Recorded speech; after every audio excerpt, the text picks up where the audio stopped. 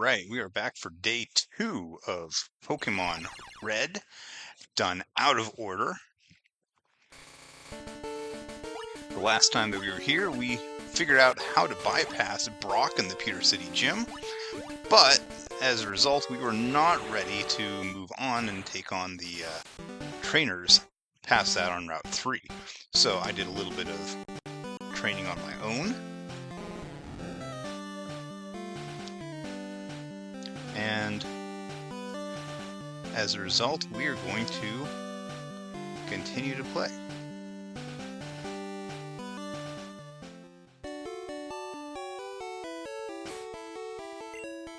You can see I leveled up a couple of Pokemon a little bit, but I did not actually let them evolve, so we can evolve them on the way. Are we still in Pewter City? Yes we are.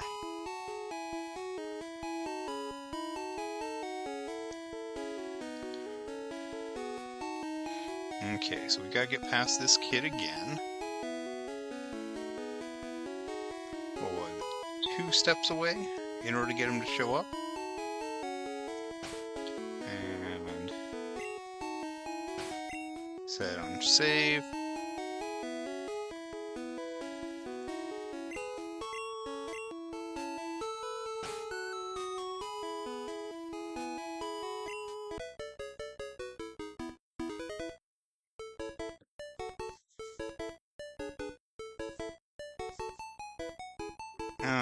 Okay.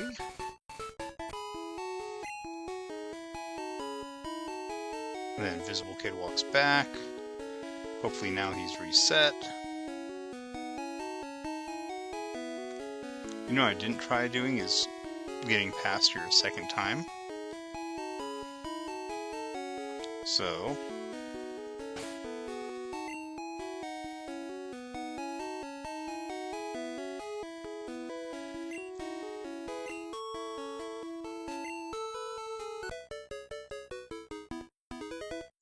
uh-oh. By going back, I may have actually screwed this whole run up.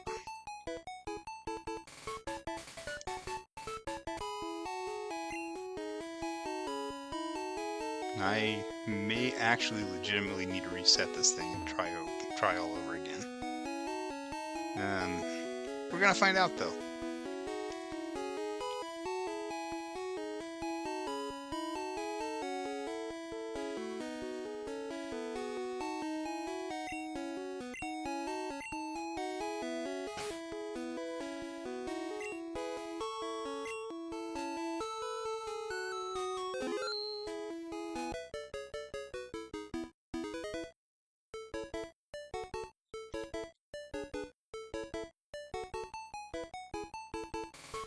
Okay, so let's reset and see if this worked.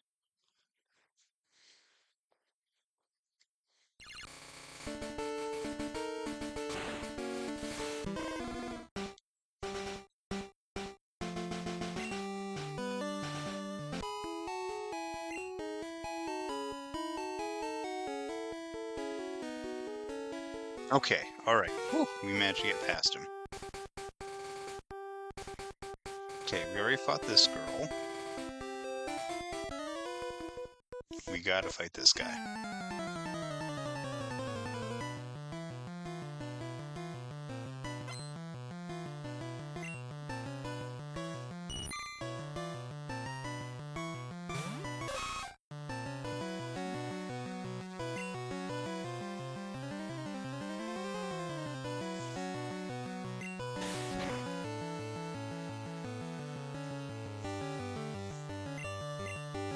But that attack missed. I can use all the help I can get getting to the next Pokemon Center.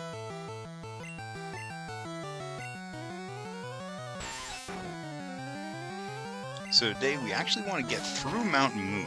So we need to get through Route 3, get through Mount Moon, get through Route 4, and then we'll be in Cerulean City. Misty is the first gym leader that I want to fight, because from here I've basically got 2 options. I can either go for Misty, who's supposed to be second, and or I can go for Lieutenant Surge, who's supposed to be third. Thing is, if I go for Surge, then I'm going to need to go back for Misty, because her badge allows you to use the HM move Cut, and you need Cut in order to progress in this game.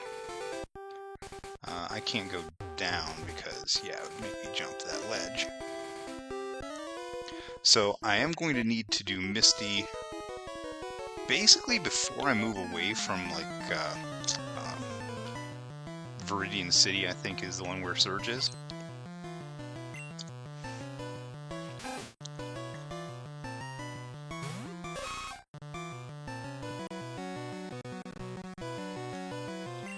So if I do Surge first, which would be more in keeping with the game, with the whole, like, doing stuff out of order, doing the third boss, you know, first, I would have to do Misty second, and I don't want to do that. I want to do Misty second, and then I think I can skip all the way to Koga, who's the 6th gym leader.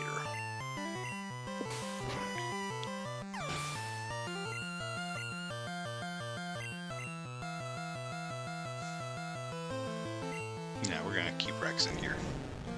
So the order we're looking at is like... Oh, why'd I do that? That's dumb. The order we're looking at is like 6... Or 2, 6... And... 2, 6, 7. And then we might as well go back down the list. 5, 4, 3, 1.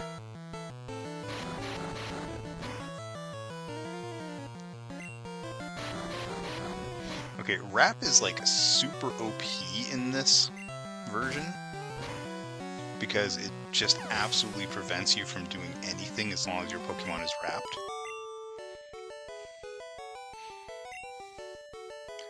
So if you can like Poison plus Wrap,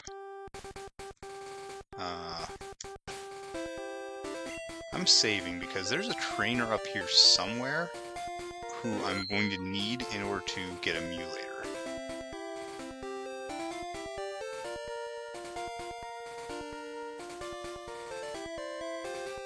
And I honestly don't know which one it is.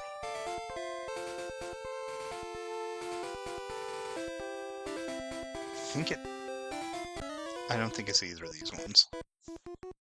I think it's a long-range trainer, one of the ones that challenges you as soon as they see you. I thought it might have been right where that girl was, but I don't think that is her because she didn't immediately challenge me.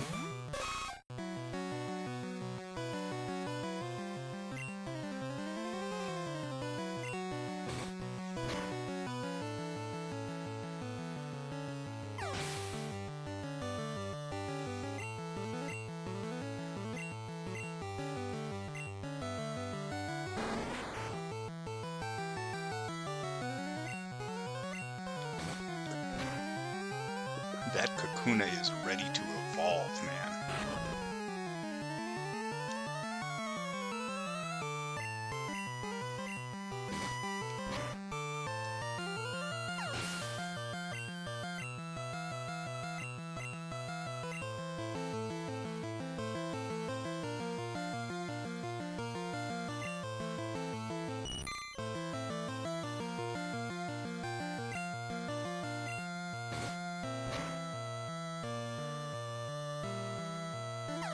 Nice attack.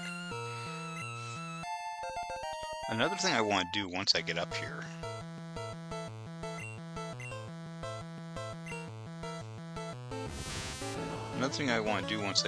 to the next Pokemon Center is I need to buy the Magikarp that is available there. That's the earliest that you can get a Magikarp in the game. It's only level 5, it costs you 500 Pokédollars. I mean, aside from that, you have to wait until you get a rod to fish one up. But, so you can buy the, there we go, Rex is evolving. You can buy this Magikarp up here. And, you know, as a new player, it's like, oh my gosh, it's weak, it's worthless, it does literally nothing. But you can get up to level 20 before you get to the second gym.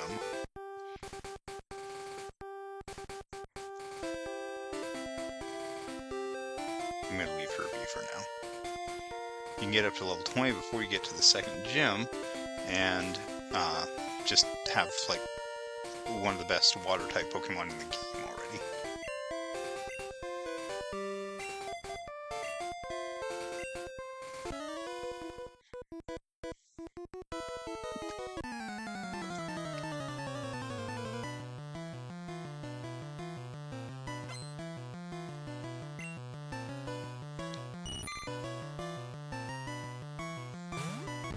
This guy, why is your Caterpie level 11?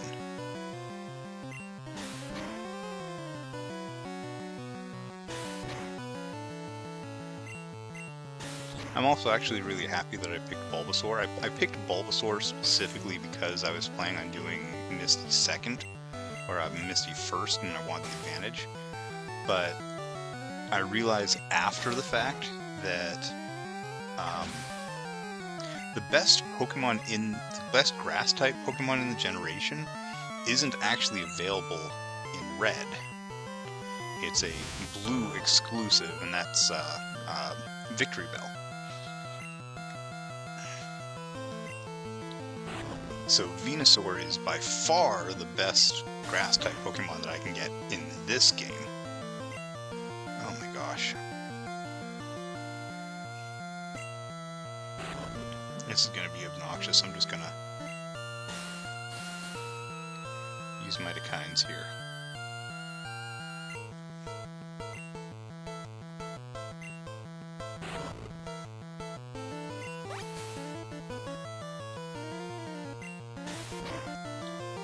See, if this guy evolved his Pokemon, Butterfree is actually a pretty good Pokemon for this stage of the game. It's got all these really good status moves, it's fully evolved.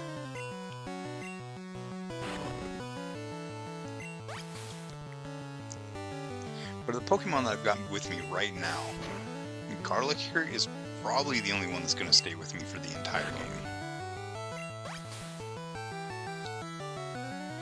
Like I said, he's the best grass type in Pokemon Red. There we go. He's the best grass type in Pokemon Red. I've also got Nidorino,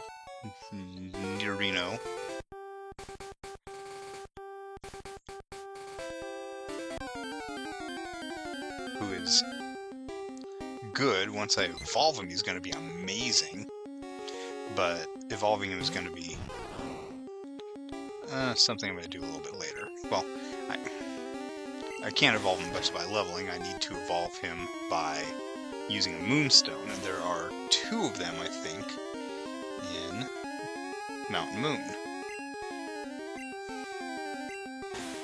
So I'll be able to evolve him, have a fully evolved Pokemon early, stomp through a lot of the game, and then I'll replace him later. Okay, I'm trying... Ooh.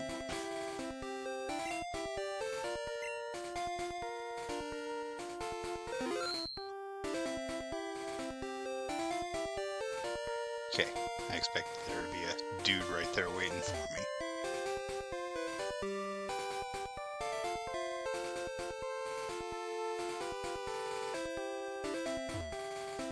I am avoiding dudes for now.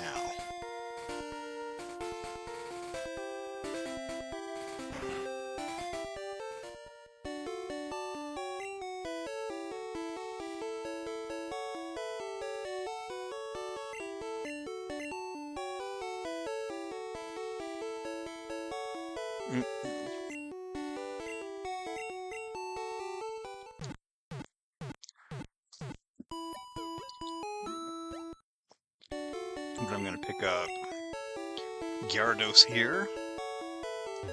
This guy has it? This guy, the bald dude.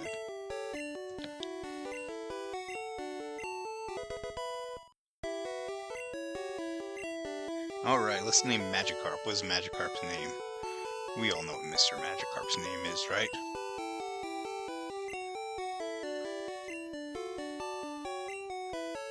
Yes, right, it's Mr. Fish.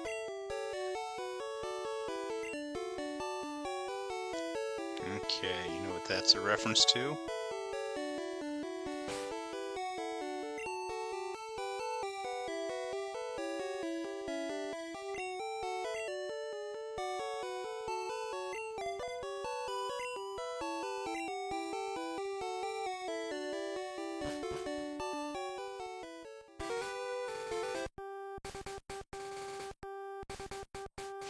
Okay, let's do Mount Moon.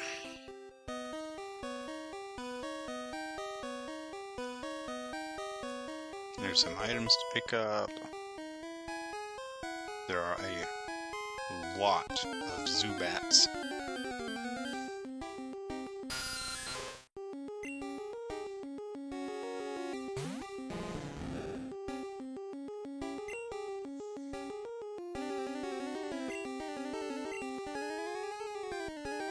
But it's okay, we can kind of take our time on this because we've got a Pokemon Center right over there.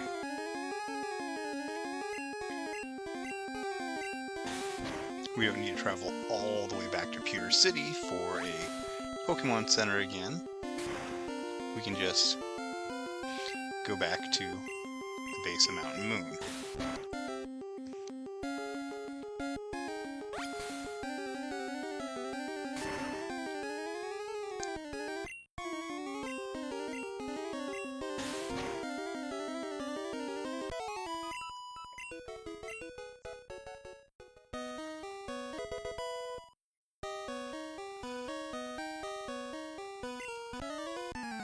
Am I a suspicious man, or am I also in the cave? I am in the cave.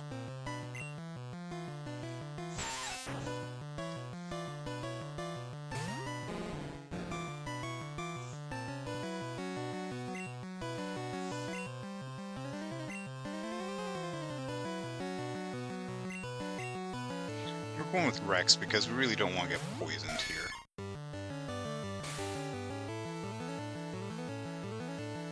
Poison is annoying at the best of times.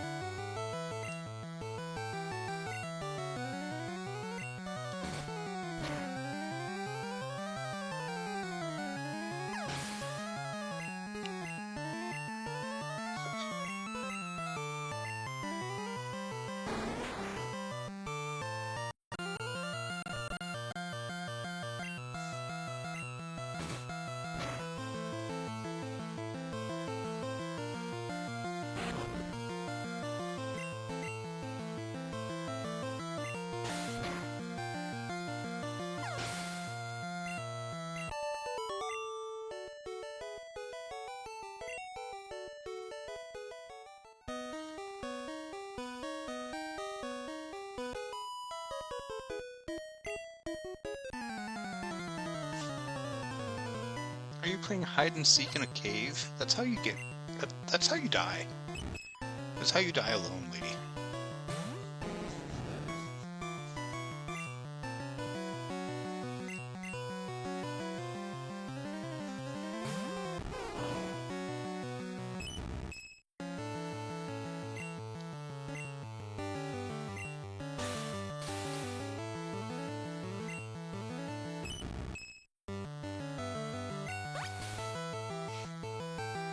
Let her play hide and seek in a cave.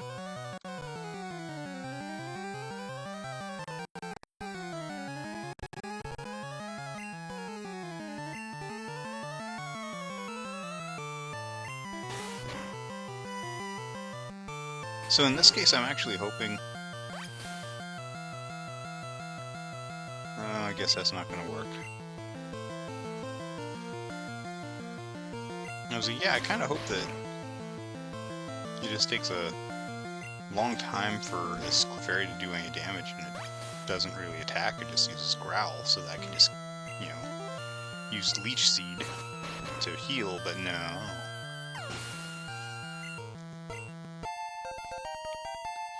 Alright, we're leveling up the fish.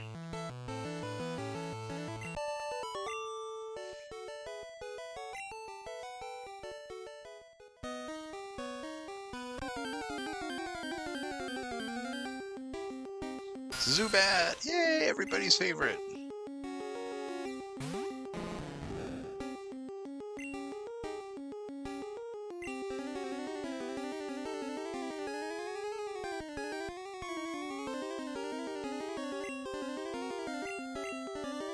I did catch a Pikachu while I was leveling everyone up. Now, it is actually possible to skip this whole area and go straight to the power plant, but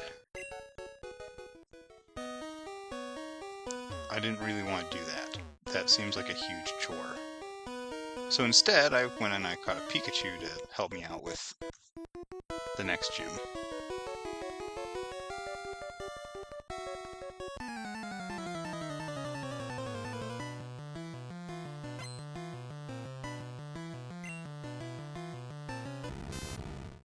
Alright, the super nerds are out tonight.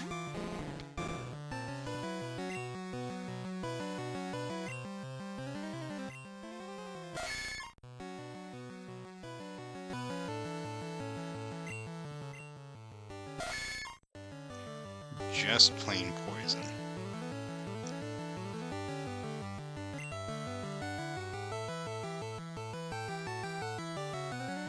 Yeah, sure, why not? Yes, Pikachu does look way chubbier in the original game. It is the way that he was actually designed, and he looked also much chubbier in the early episodes of the anime. But they streamlined him over time, and the reason that they did that was to make him more expressive when it turned out that Pikachu was clearly going to be the mascot for the series. They wanted him to be more expressive, and they thought that having a more slim, almost humanoid body would help that.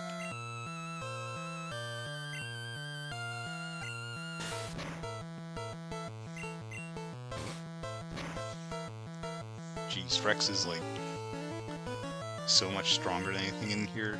Why the heck did I not switch to Mr. Fish for extra experience?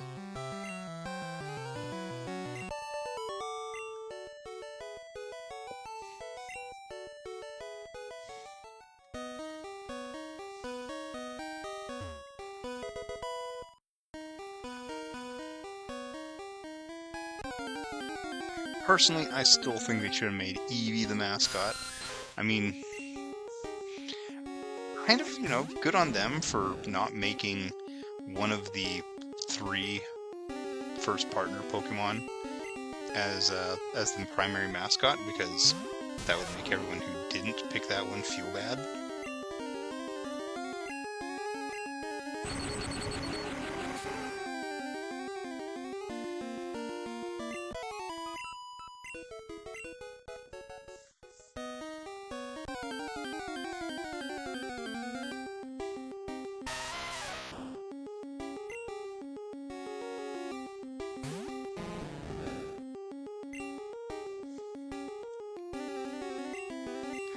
This one I might actually catch.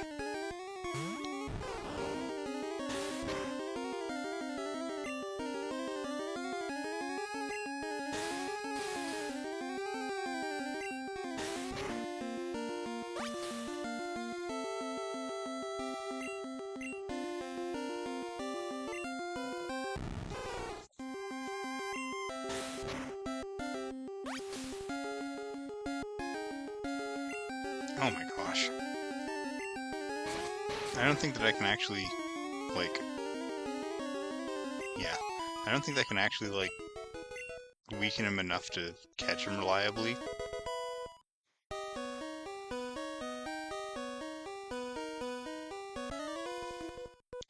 Give me EXP!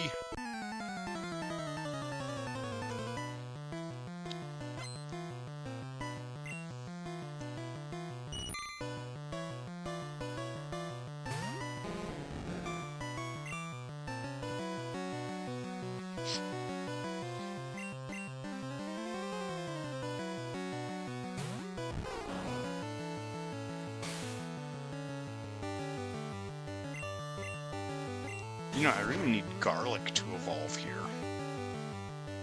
Like, I leveled him past where he needed me to evolve, but I explicitly did not evolve him because I wanted to do that on stream.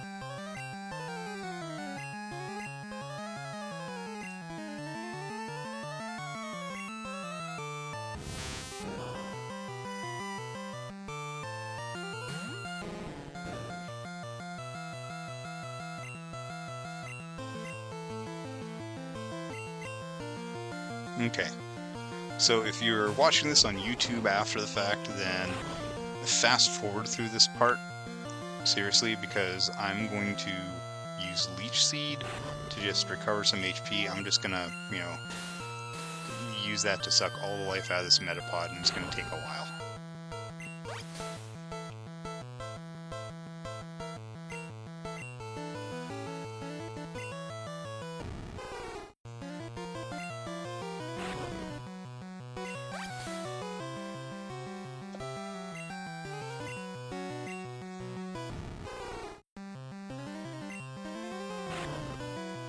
Alright, so we got Unarata in the chat. He's on here all the time. Thank you for supporting me there, man.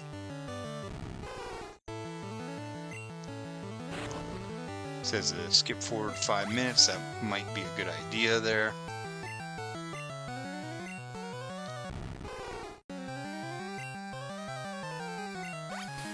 So one of the most famous battles in the entire Pokemon anime, which ran for 20 plus years. It started in 97 in Japan and ended in like 2021, 2022 in the United States. Was in the first season. It was like episode 5 or 6, and it was just Ash and this bug catcher that dressed up like a samurai, each with a Metapod, and they just had a hardened battle where all they had was the Metapods keep on using harden back and forth. Now, it seems like in Pokemon, what is the new one? Pokemon Journeys? They tried to emulate that. They had one character with a Gimmighoul, and it kept on using, kept on just trying to surprise its opponent, and its opponent just kept surprising it, and it just went back and forth like that for several turns. Speaking of Gimmighoul, I am trying real hard to get the Gimmighoul avatar in Pokemon TCG Pocket. It is a hidden quest, a hidden mission, and the way that you get it is by collecting 100 Gimmighoul cards, or 99 Gimmighoul cards. The most cards I think that I've gotten was like 31 of a particular card, and that one was a common that was in like every single pack, I swear. So if you happen to have any Gimmighouls that you would like to gift or trade me in Pokemon TCG Pocket, look me up on there.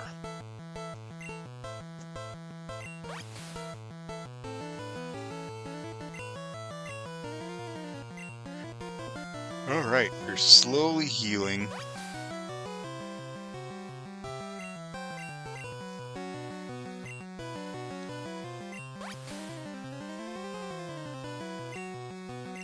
We've healed 20 HP so far. We're not doing anything to each other, just... I'm not gonna wait 15 more turns. Oh, wait, it's not gonna take 15 more turns.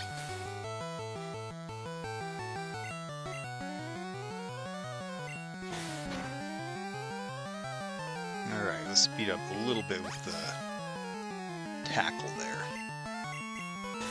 And I think, yeah, I'm gonna get the KO on the Leech Seed. Alright, Leech Seed did more than its share.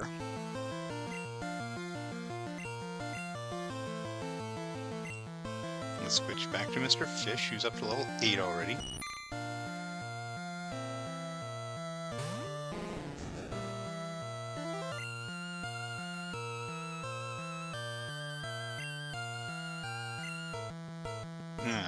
I should have gone with Scarlet because I still need the experience.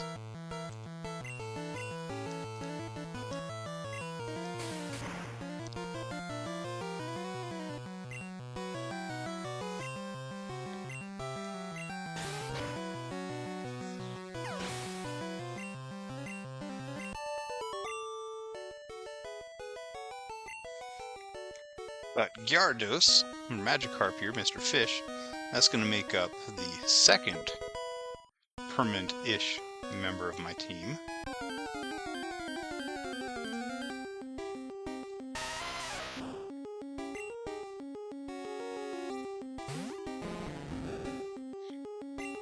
And you guys already know what I'm looking for my fire type in order to round that trio.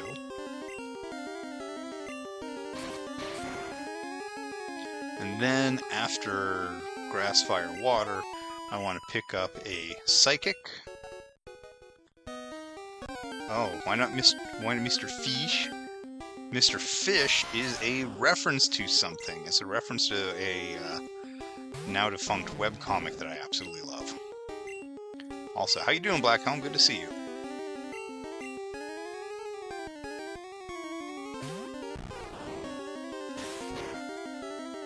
But you guys already know what I'm looking for a fire type for this. It is only available in Pokémon Red, so that's actually another reason I didn't pick Charmander this time.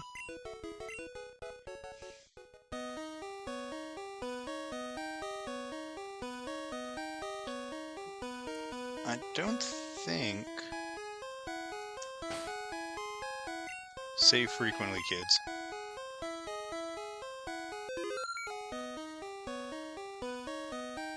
Yeah, she's not important.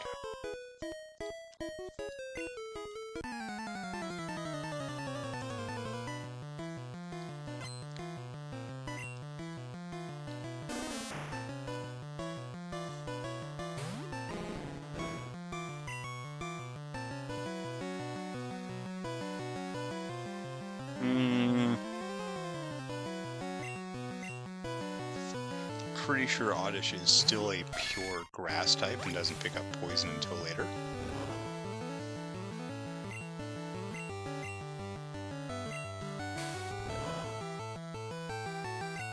Oh, color me wrong.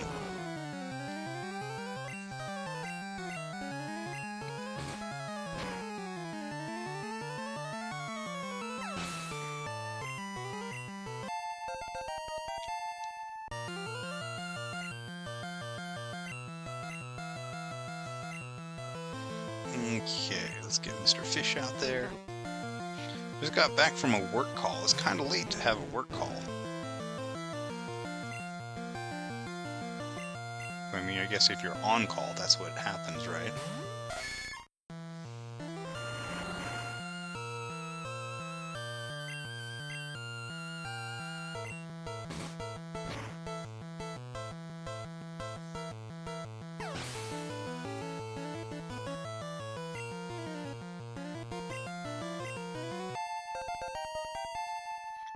Rick's leveled up twice, and I still haven't gotten Garlic to level up.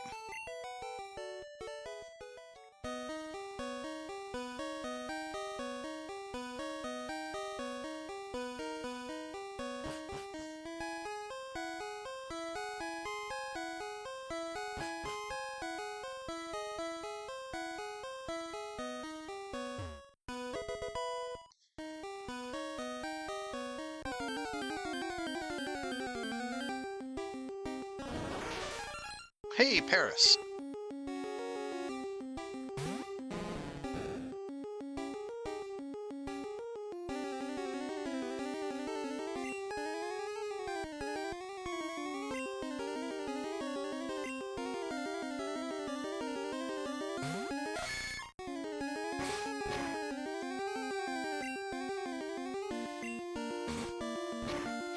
Paris isn't poison. It should take a ton of damage from Poison Horn there. Poison Sting.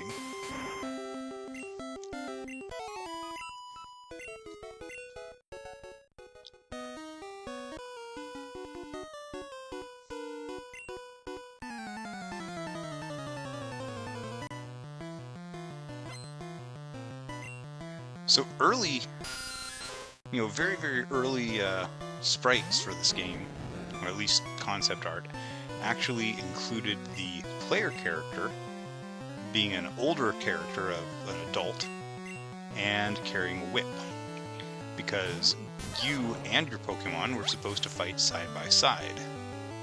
It was actually designed as a fantasy, setting, closer to the extremely popular Final Fantasy Legend, which was the really successful RPG on the Game Boy at the time. But then at some point somebody said, well, shoot, if you can just fight, then what the heck do you need Pokemon for? Ooh, I fat-fingered and picked the wrong Pokemon. Alright, there's Rap. Remember, Rap is absolutely wild. It just totally blocks you from doing anything for the duration.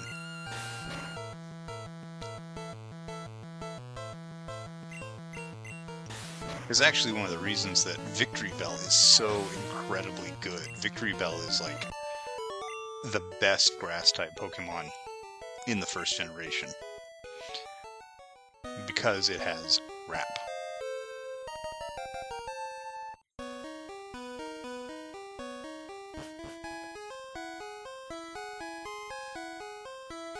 On Ether, I actually thought I was going to get the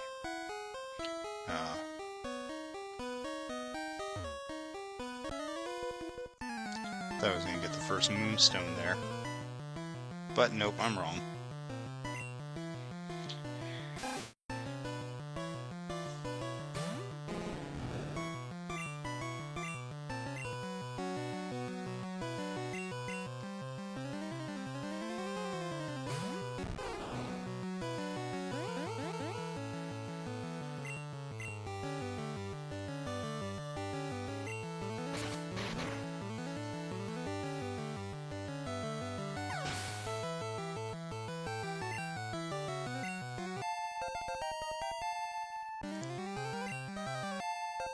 There we go. Garlic's finally going to evolve.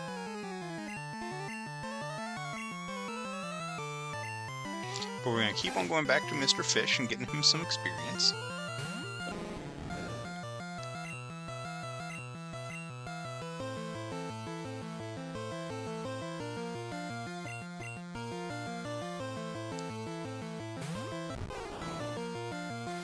We are, however,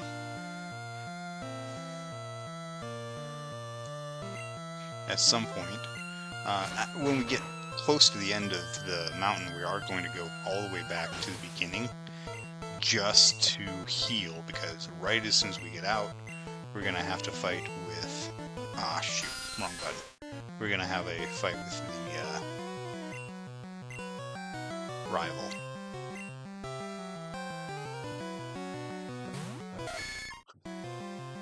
Yeah, no worry, Blackcomb. I thought you finished. I thought you had graduated already.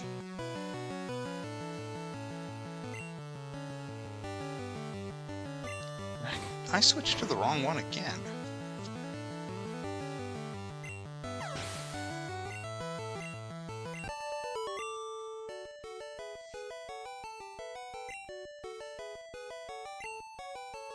Oh, I thought that it was your bachelor's that you had finished.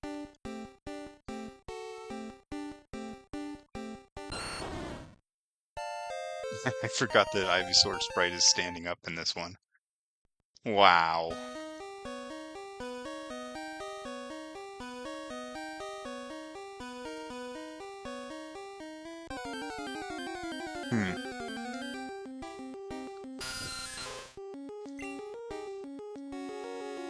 Well, it's a pity that you don't have time to hang out, because I am a single parent right now, which means that I have way more time.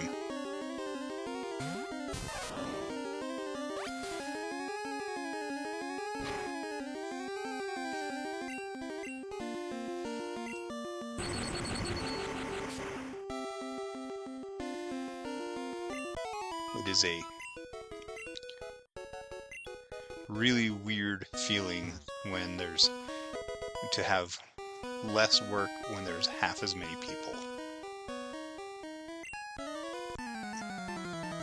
Where is my wife? She's in Utah right now.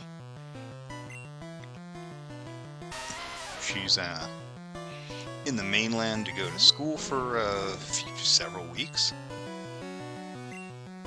So I am taking care of everything alone. Now, on one hand, that means that, yes, I'm looking after our son a lot more, which is great because I don't get to spend nearly enough time with him. On the other hand, it also means that I'm doing half as much cooking, half as much laundry.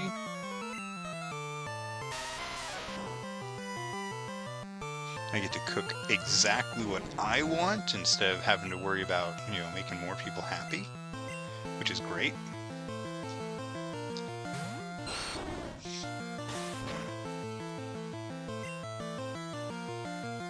But yeah, you'll notice that I've cut my streaming down a couple of times a week just because, just because picking him up from the sitter afterwards, after my late night of work, it takes a long time. It's kind of out of the way. I am actually, as a result, going back to trying to focus on my fitness some more. I got a decent, I got an okay run in this morning. Okay, I got a pretty bad run in this morning, but it's the first one I've gotten in months, so that's way better than I've been doing. That's okay, that was great.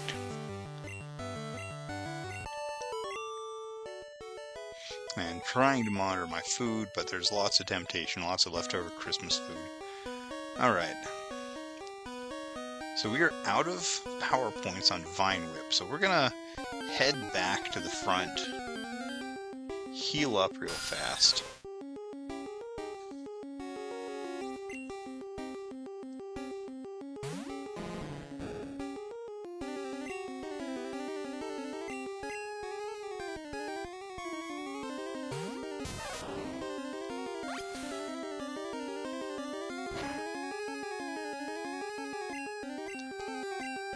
Unfortunately, not having somebody to wrangle the kid for a few minutes means that I did not...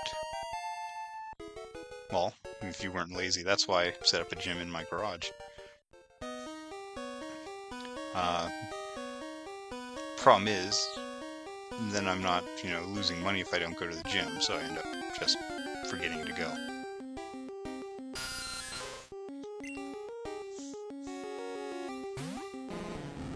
What was I saying?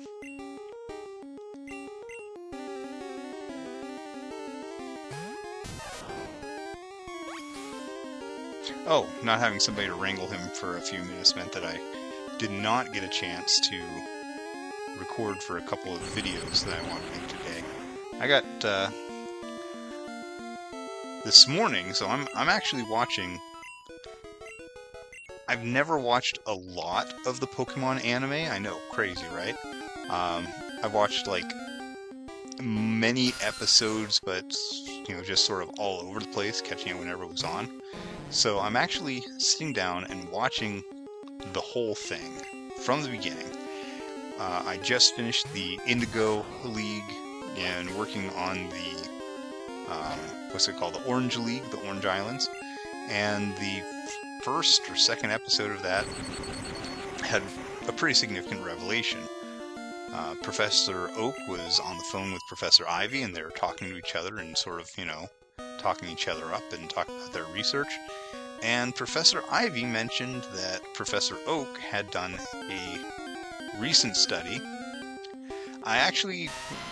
Which manga? There are at least 4 different ones.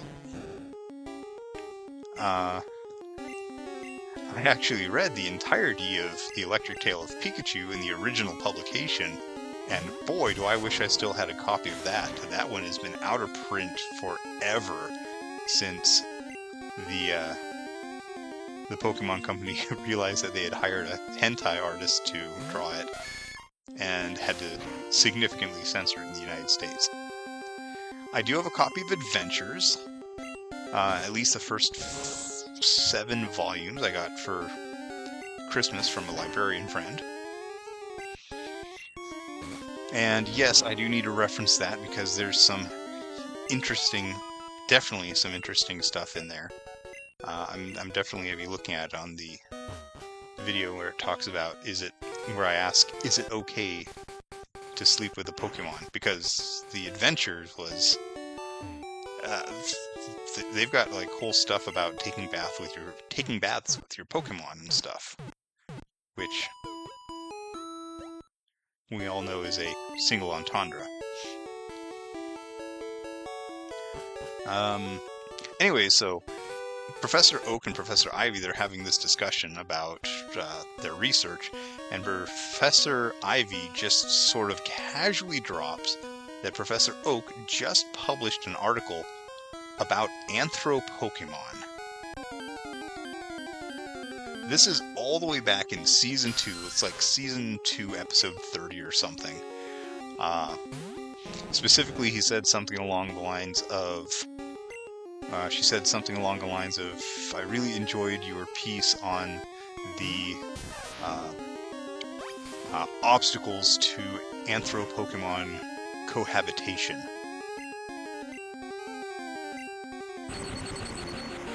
Now, I'm sure, I guarantee 100% that all they're doing is using some,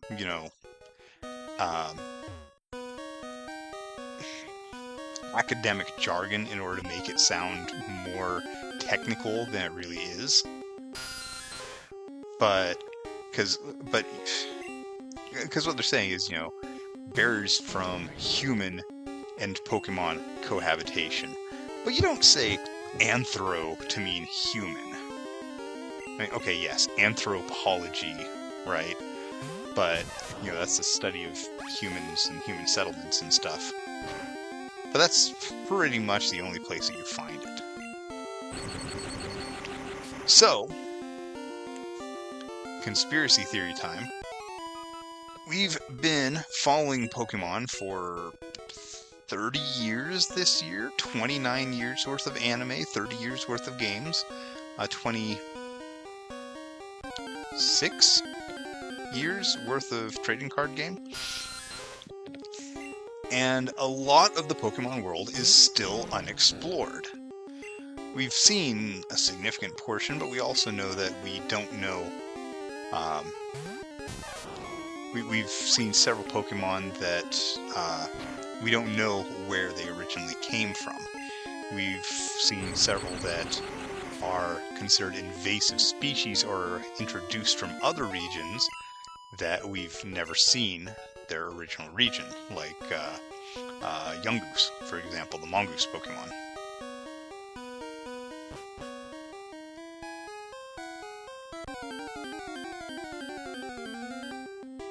And we've seen regions implied.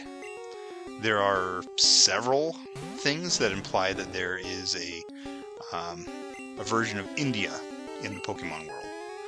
In Galar, you've got Kaparaja, for example, that references the colonization of India by Great Britain by Galar. And Mongoose is likely referencing India, even though the ones that it's based on in Hawaii were brought in from Jamaica, of all places. So it's entirely possible that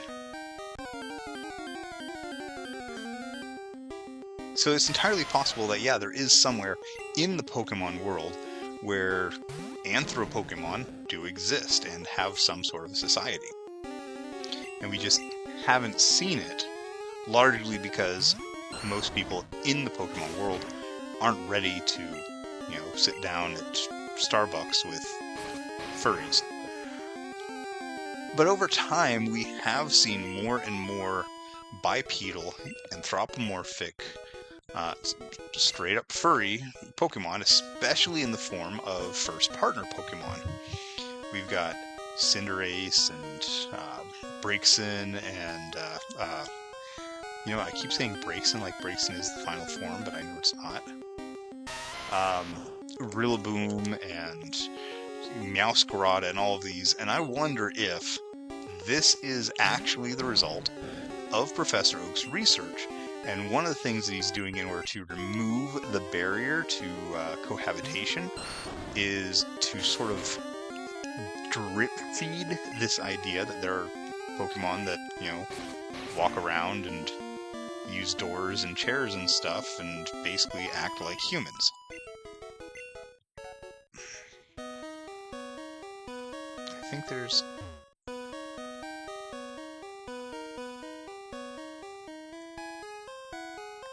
I thought there was an invisible item there.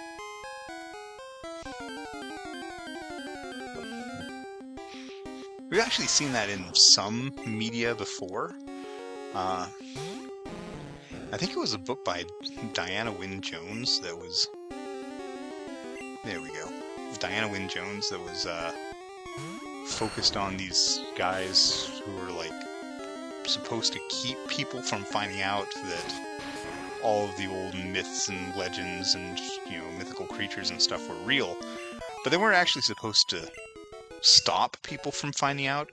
They're supposed to make sure that the information didn't get out too fast, so that eventually people would be ready to accept it.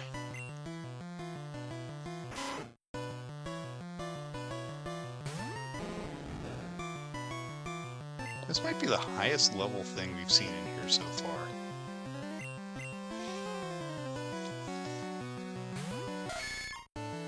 In fact, I think it is.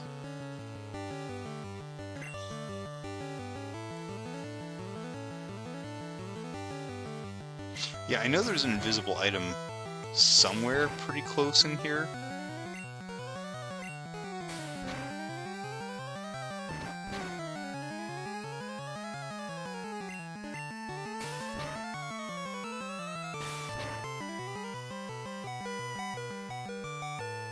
Wow, Rex is gonna get knocked out.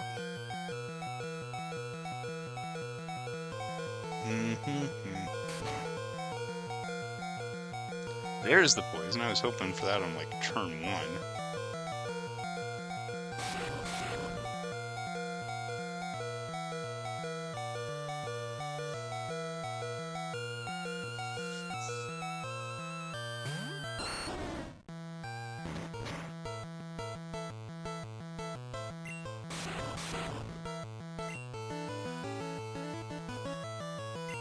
Poison really doesn't do very much damage, does it? That Eradicate's tackle, though.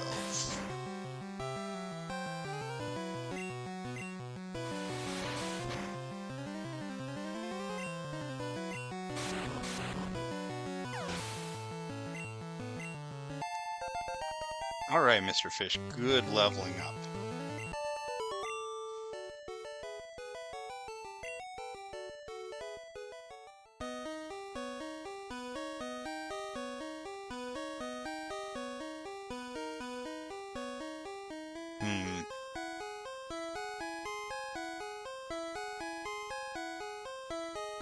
Wait a second.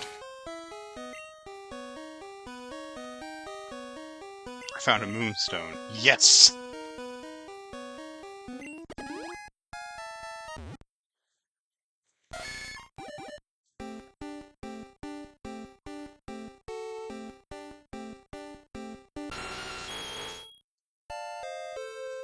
Alright, Nidoking is not the best Pokemon in the game, not by a long shot, but for this stage of the game, he's an absolute monster.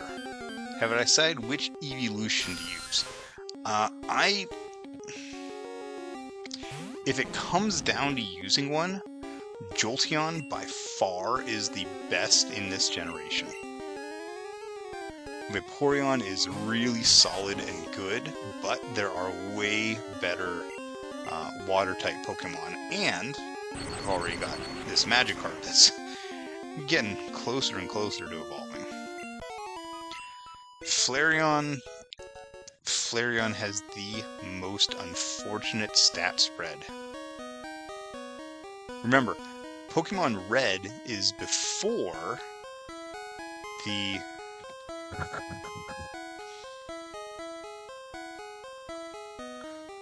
Well, Pokemon Red and Blue didn't didn't separate attacks based on whether they were physical or not. They only calculated whether they're physical or special based on their type. So fire type attacks, like Flareon gets, those are all special. But,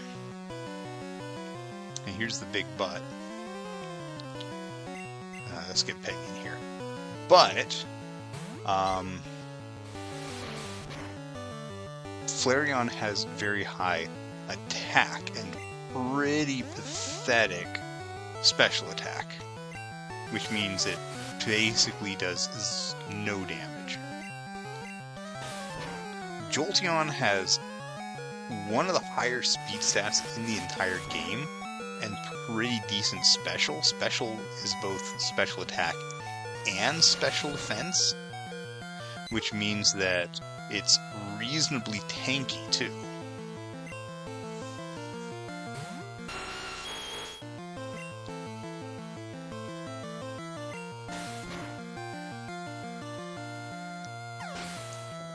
Also, there aren't really a lot of, yes, definitely changing. There aren't really a lot of good electric type Pokemon in this generation. You've pretty much got Jolteon, Pikachu, Voltorb, or Magneton. Unless, and this is what I'm probably going to end up doing, unless you go out of your way after getting Surf to catch a Zapdos. So realistically, I think Zapdos is going to be my flyer and my lightning, my electric type.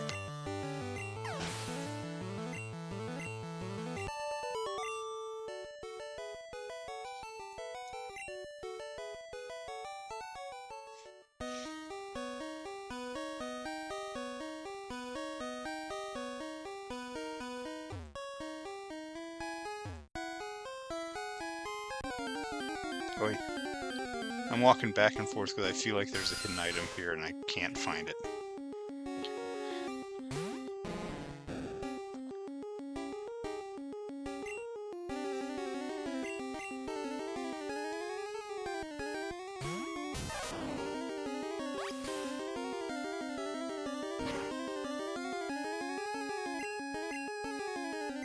Yeah, if it wasn't for the availability of Gyarados early on. Yeah, you know, Zapdos is actually the easiest of those birds to find. But my first couple of playthroughs, I totally missed it.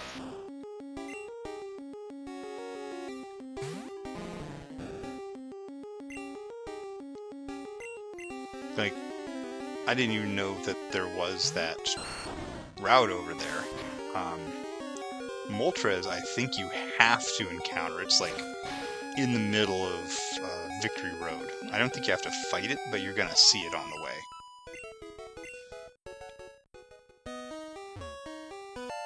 There's the Moonstone.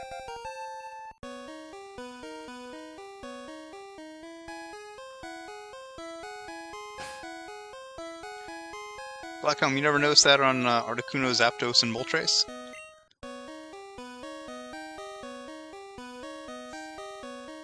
In theory, that's also the order that you're expected to run into them in.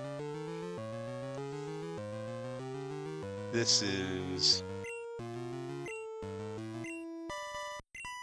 not going to go well.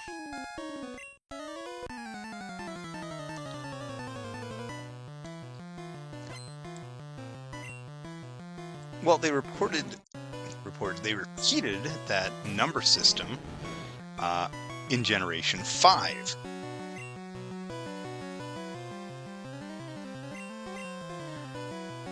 If you think about it, Generation 5 was sort of supposed to be a soft reset for Pokemon. It changed a lot. It took the game in a lot more mature direction and everything. But a lot of Pokemon in that game were made to be matches for Pokemon in Red and... gosh. I'm going to have to keep Rex out here and deal with all these. To be sort of like analogs to the ones in there.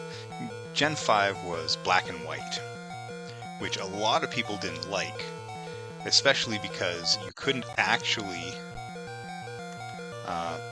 Gen 5 is my least favorite gen with my least favorite Pokedex. That's actually a pretty normal response. A lot of people don't like Gen 5, and one of the big reasons for it... Alright, I'm stuck here trying to ban this bot. Thanks, Twitch, for loading so fast. One of the big complaints that people have about Gen 5 is that it doesn't allow you to play with any Pokemon from before Gen 5 until after you've beaten the game, after you beat the end game.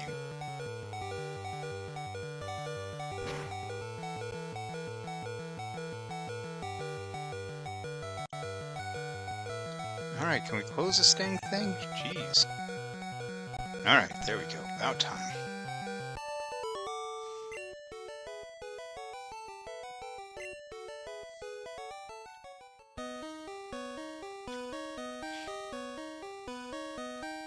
We're taking the Helix fossil.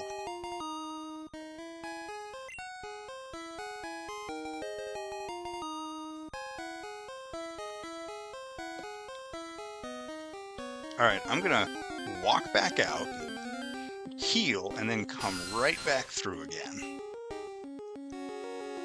Which is good experience for Mr. Fish.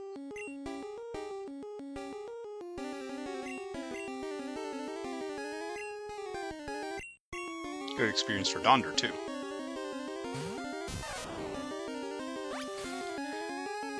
But yeah, so pretty much everything that's in Gen 5, pretty much every Pokemon that's in Gen 5 is supposed to sort of vaguely feel like Gen 1, or it's even a one-for-one match. For example, Muck and Grimer, right? They're the sludge Pokemon. I just did a video about them. And how they were adapted to the Alolan region. But they have an analog in Black and White in Trubbish and Garbodor, which are also trash Pokemon. Ooh. Dang it, I need to try to catch this.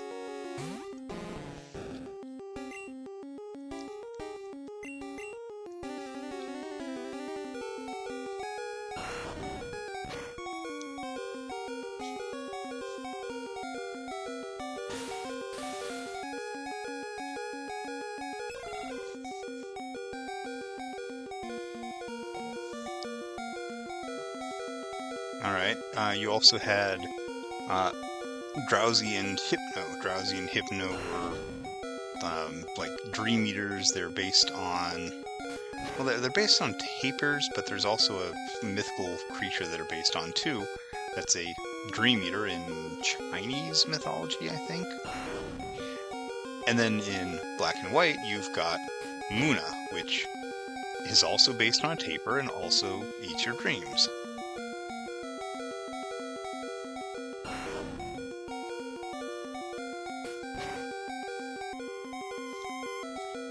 Okay, I need to get to the point where I'm getting more HP than Clefairy is dealing in damage.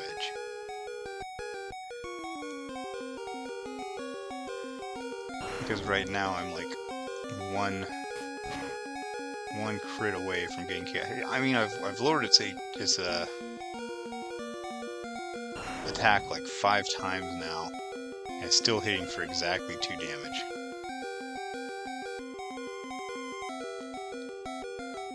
There we go. Right, the Dream Eaters. I mean, I didn't have the best education on Eastern mythology growing up. I just remember having a children's book about the Dream Eater and feeding the Dream Eater. And then when I played Pokemon and I saw Drowsy, I'm like, oh wait, that's the Dream Eater. But yeah, Munna is the same. It's even looks pretty similar to a tapir. It's just floating instead of walking. And instead of the 3 legendary birds, you've got the 3 incarnates. The 3 genies, basically.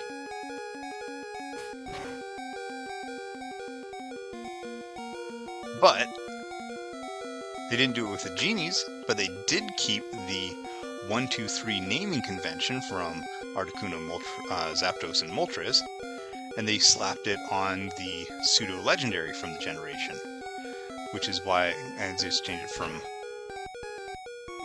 Spanish to German, which is why you've got Dino, and Zweilous, and Hydreigon. Ein, zwei, drei. German for 1, 2, 3. That's the count of the number of heads they have.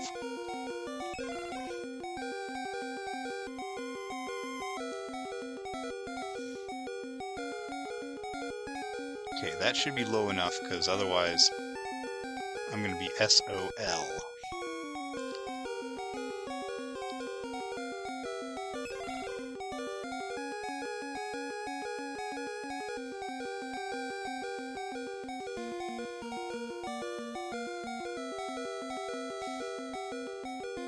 With the lack of any real way to get additional Pokeballs and stuff, it's really good to me that we don't have, like,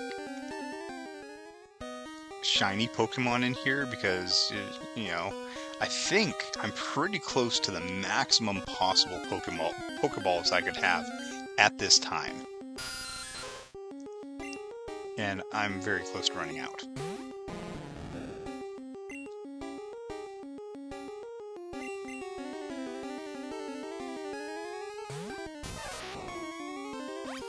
Realistically, to save time, I should use a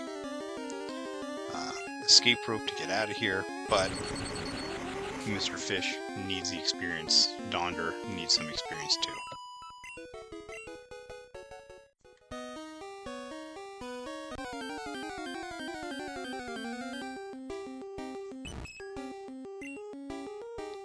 Okay, I don't need to catch this Clefairy.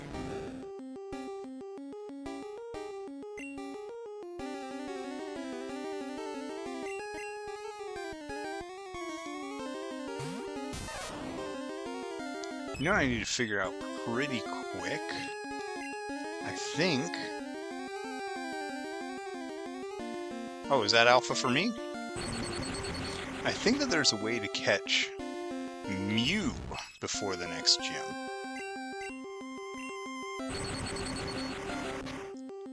And I think that I can do it as long as I don't go to the Cerulean City Poke Center.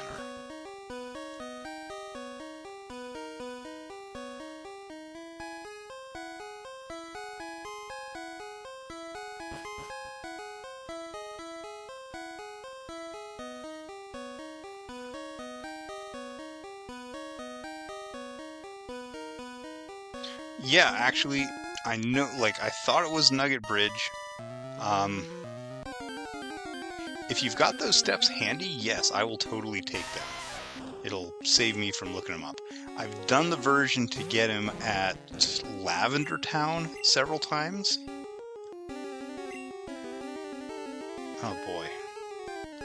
Is Scarlet gonna survive this?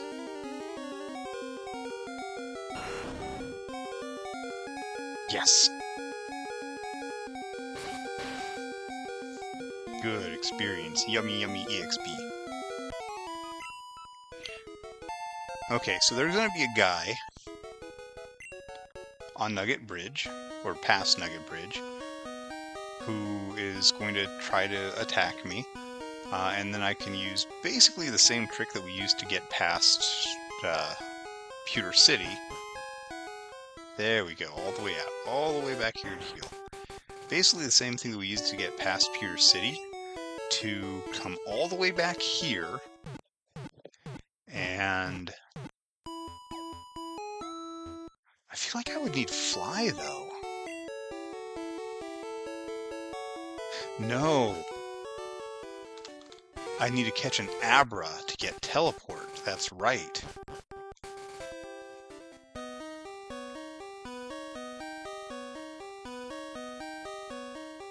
No, I don't have teleport yet. At this point in the game, there's nothing with teleport. But you can catch Abra with teleport right on the other side of Nugget Bridge. And if I remember correctly, it's not Nugget Bridge that acts as the trigger, it's a trainer that's like 10 steps past Nugget Bridge. Actually, it's the trainer right on the west side of Nugget Bridge, which is actually the same patch of grass where you catch Abra. So yeah, I need to hang out right next to the guy that I don't want to fight in order to catch the Pokemon that lets me run away from him.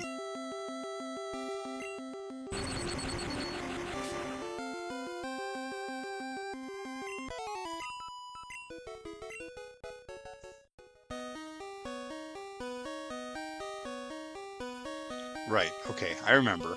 So you have to catch an Abra. You have to skip the Cerulean City Pokemon Center, catch an Abra. Wow, Nugget Bridge is going to be kind of hard that way.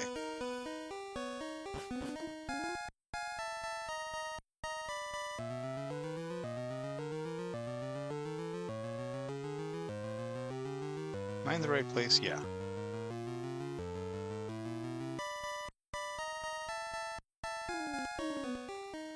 Can you? I thought you had to go all the way back to Pewter City to fight a guy on Route 3. Which, I skipped as many as I could. Hopefully I skipped the right one.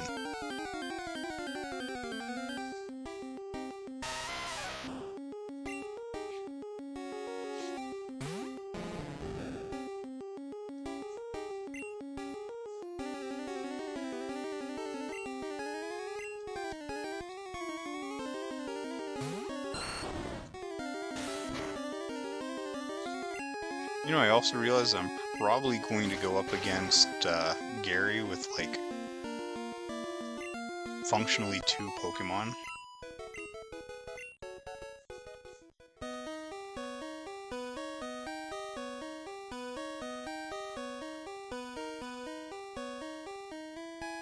Oh, okay, so it would be teleport away from the long-range trainer on the west side of Nugget Bridge.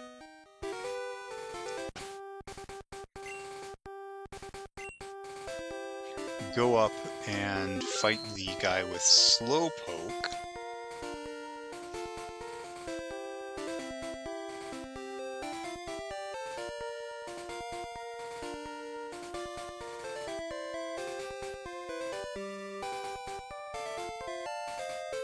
There it is. Yeah, I'm lost. You got the steps handy?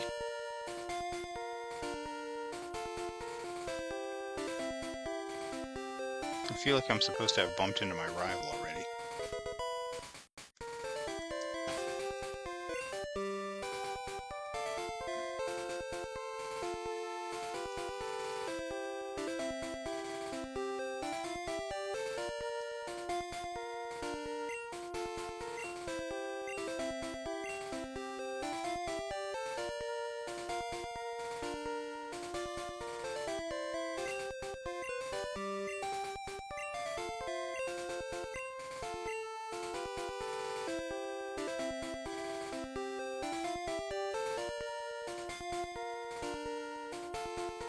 Alright, this is the moment of truth here, Blackhelm, because if I jump over that ledge, then that's it, there's no going back.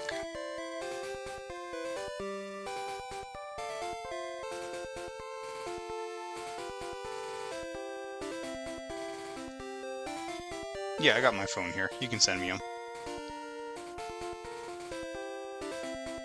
You know what, maybe I just need to save here.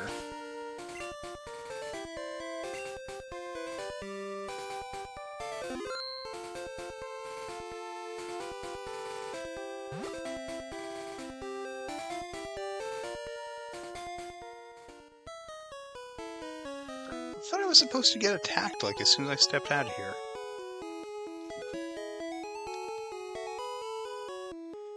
Let me get those,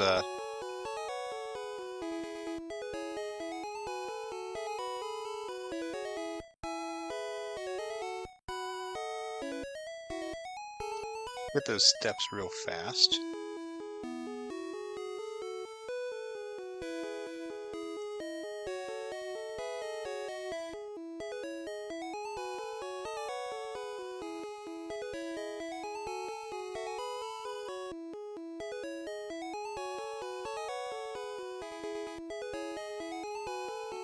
You know what sucks? I found a couple of walkthroughs here, but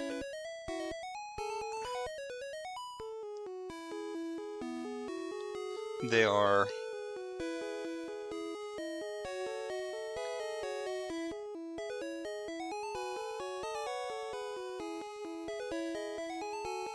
all freaking videos, and I don't want to watch a video in the middle of this.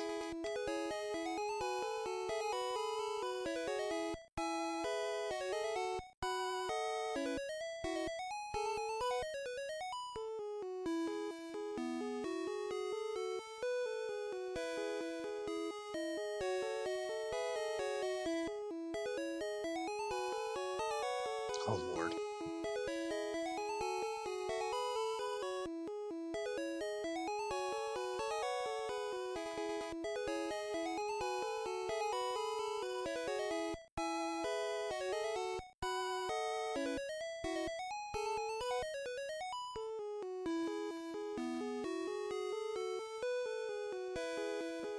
Return to Route 24 rather than Route 8. Okay.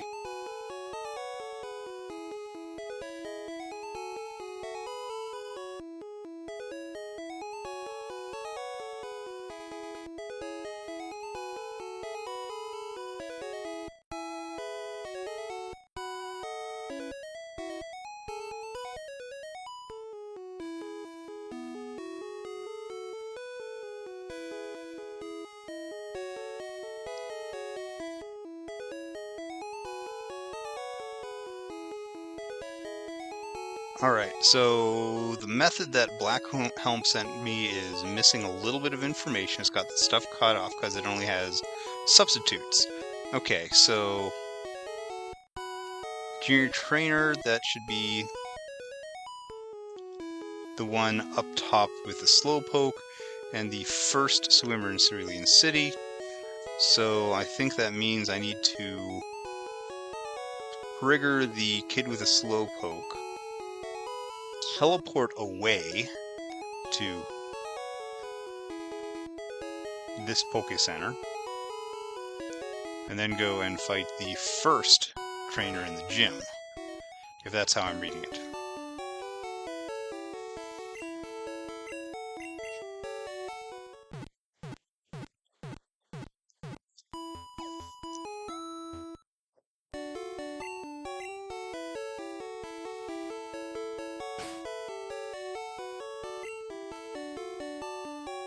Well, yes, finish Nugget Bridge first, because the guy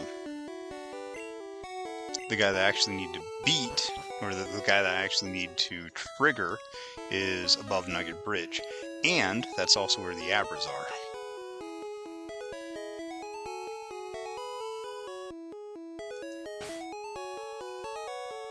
Right, time to fight the rival.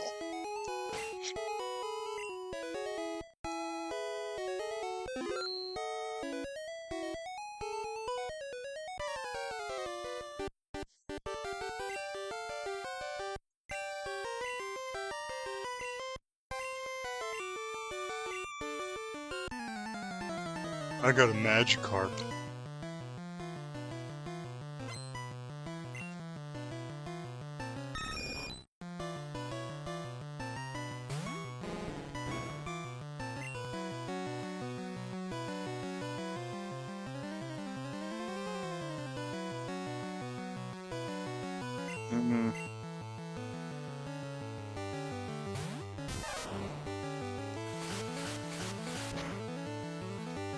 Yeah, send me the picture of the guy. Because right now I'm not sure if it's the one that's on the left of Nugget Bridge right now. Oh wow, that's doing a buttload of damage.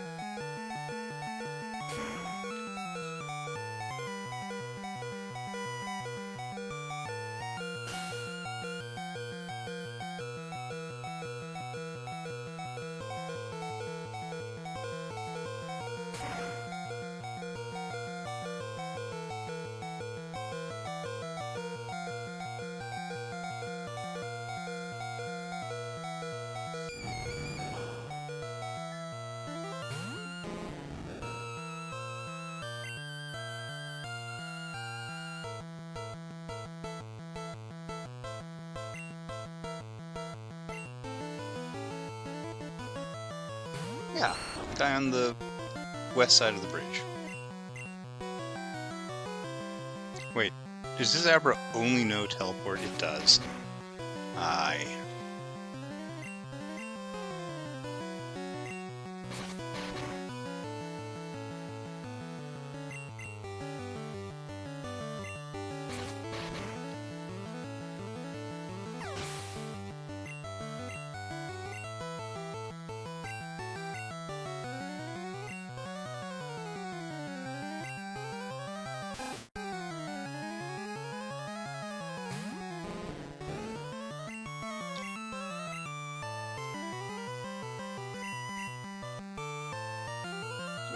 Oh.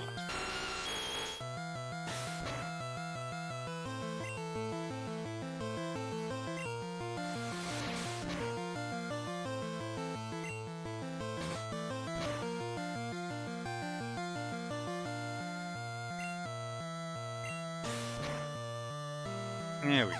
Doing good.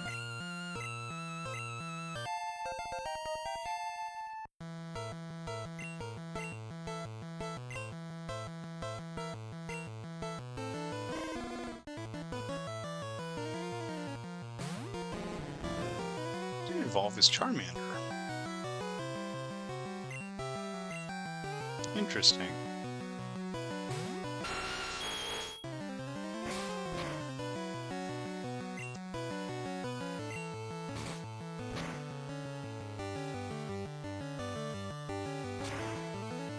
You know, so I actually made a thumbnail for this one in advance, specifically because I knew that I was going to be going after Misty, and I feel justified because I put a little Clefairy off on the side, and I was like, oh yeah, hey, I caught one, so that's good.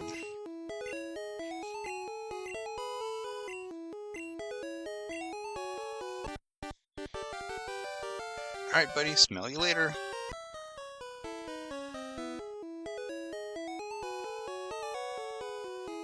Okay, let's go straight on Nugget Bridge.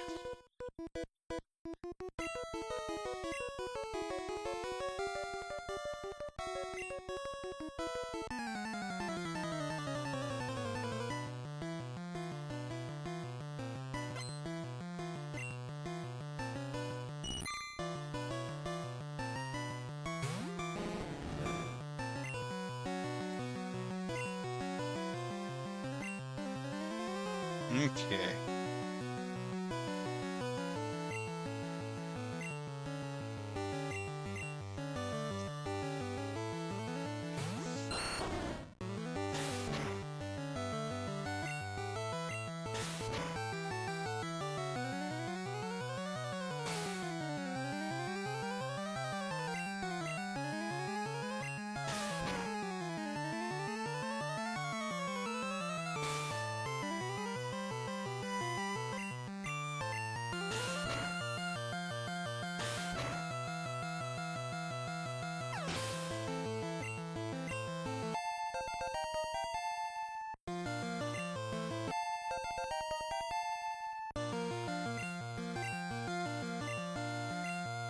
Yeah, we're gonna...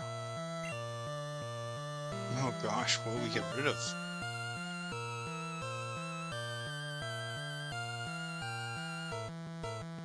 Honestly, I think Tackle is the way to go.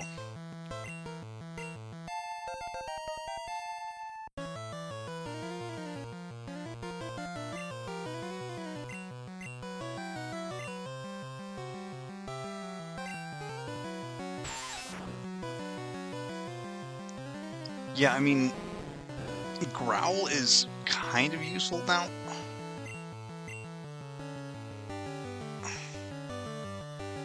He is not as... What am I trying to say here? Venusaur is not nearly as good or as tanky as in later games, especially starting in Fire Red Leaf Green, but it's still a good, like, defensive wall. Just stick them out there and use Leech Seed and Poison and wait for your opponent to lose.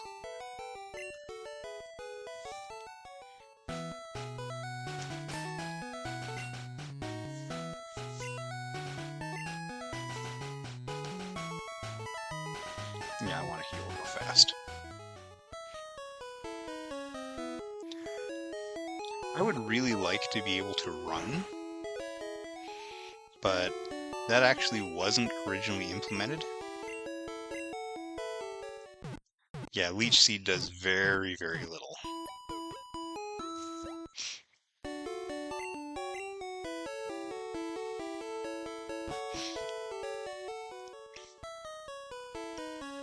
Yeah, Unarada, in case you haven't noticed, when you change routes, especially when you go in and out of cities, a lot of times it changes color palettes.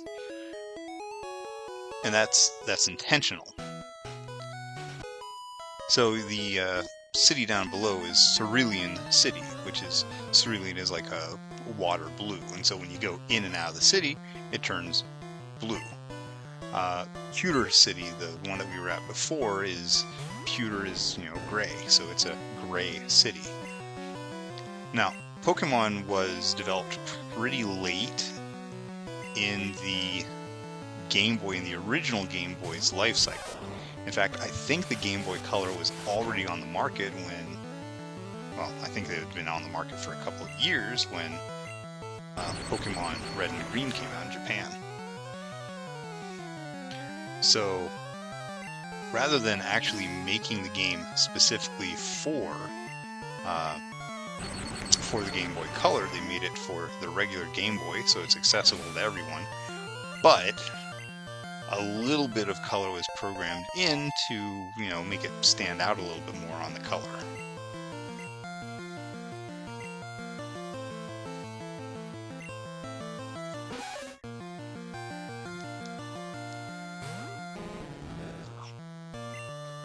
On the original hardware, you wouldn't have green HP lines, for example.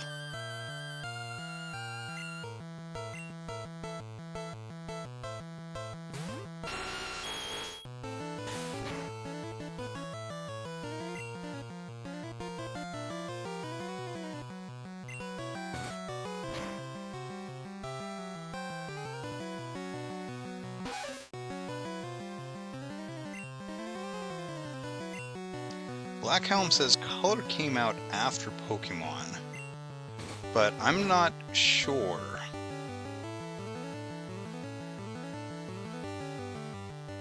And it may have been different in the United States versus in Japan. Okay, Wikipedia says, released in Japan, October 21st, 1998. So yes, that would have been interesting. Why do they have the color programmed in?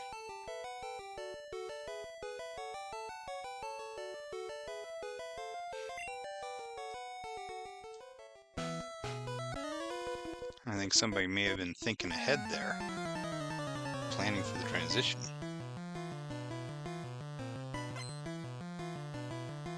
I still actually have a Game Boy Color original hardware. I've also still got copies of the original Pokemon games.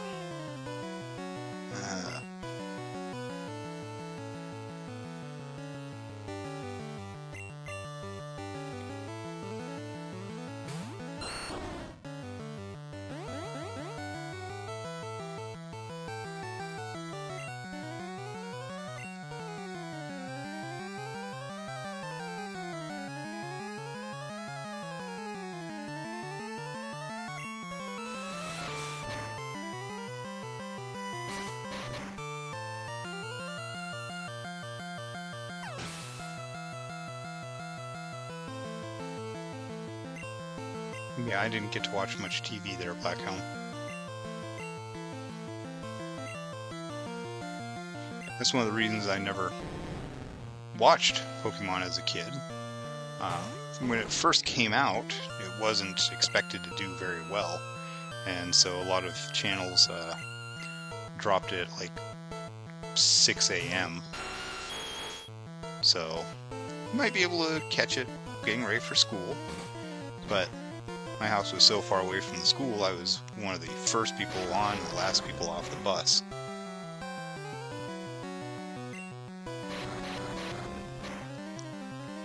Plus my stepfather, he took that time in the morning to drink his coffee in the dark living room, and we weren't supposed to go in there and disturb him.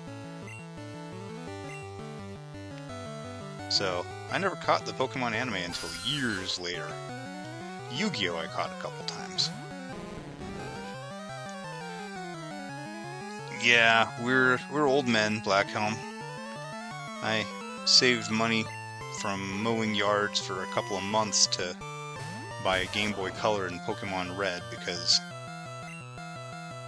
well, somebody had showed me the card game and I thought it was cool and I didn't really have anyone to play cards with, so I wanted to play the video game.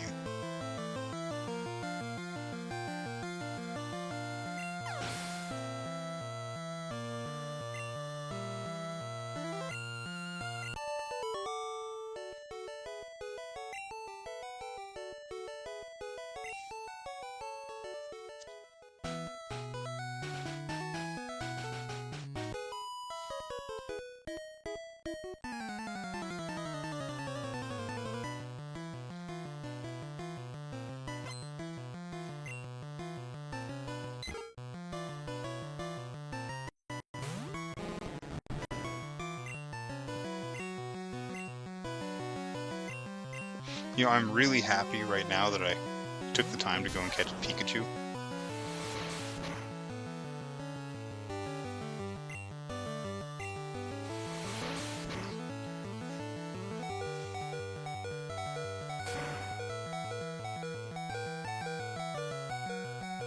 Although right now, oh hey, I do have something with quick attack.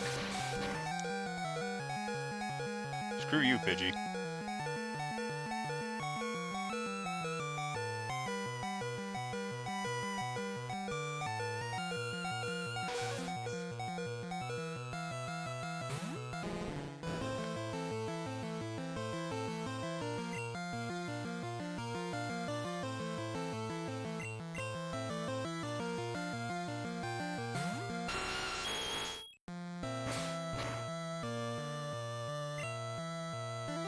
Yeah, on the Wii and the Wii U.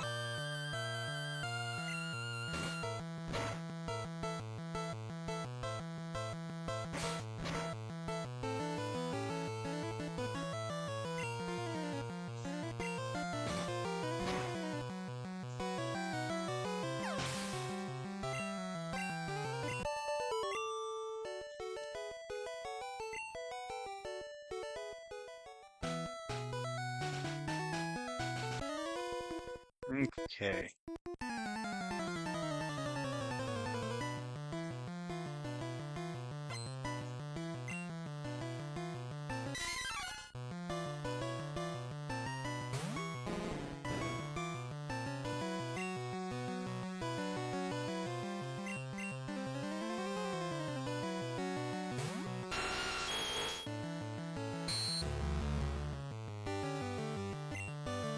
No, you remember my OChem homework? I actually still have my notes from those classes.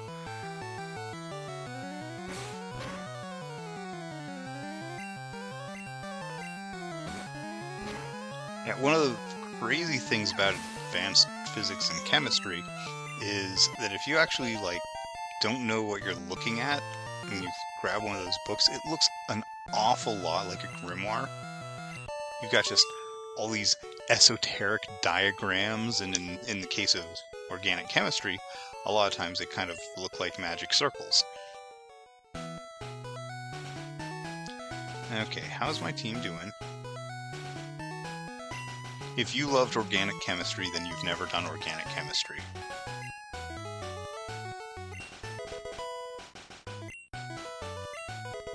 Hey, I got a nougat! All chicken, all nuggets.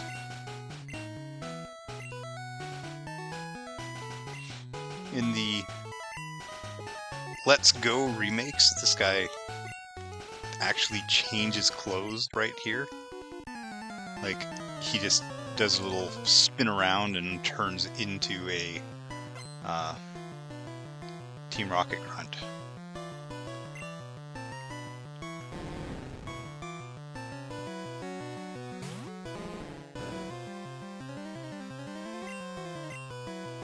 Okay, I learned an attack.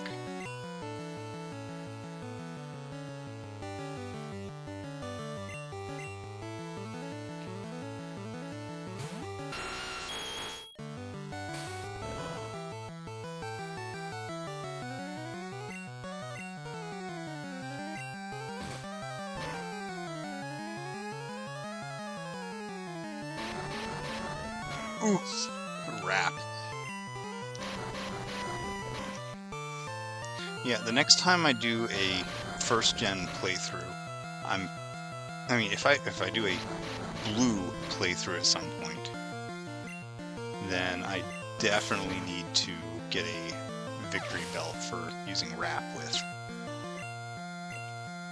Alright, Black Helm, thank you for joining us. Good luck on your homework.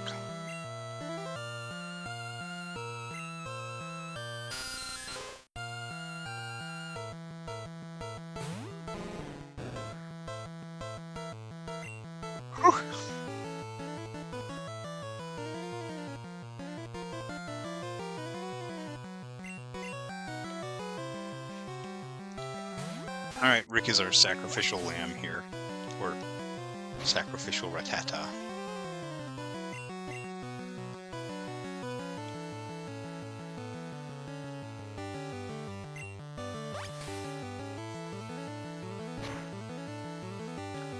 He's going to take a couple hits, get a couple of tail whips off. Maybe you only get one tail whip off. And then Donner's going to come in and clean up.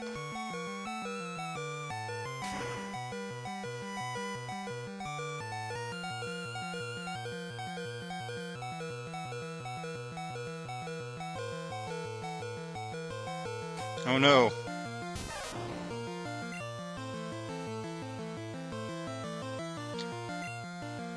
This is the stupidest thing I'm going to do tonight. Let's try it, though. Hey, Mr. Fish got all the experience. When in doubt, hit it with a fish.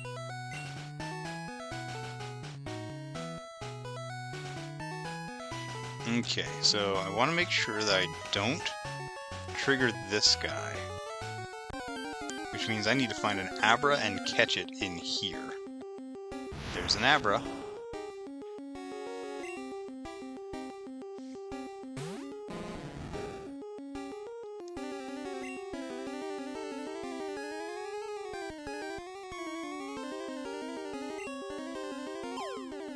I should have. Abra! Abra! One throw!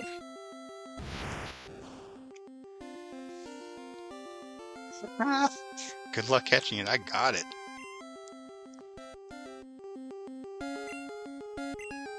What is Abra's nickname?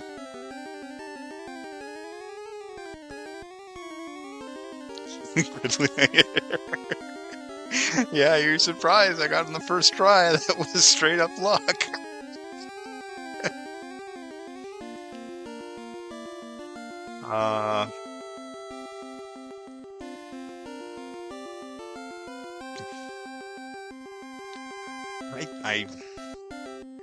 Joe.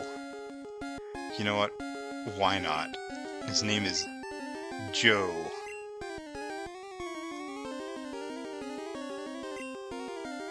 We can do better than that.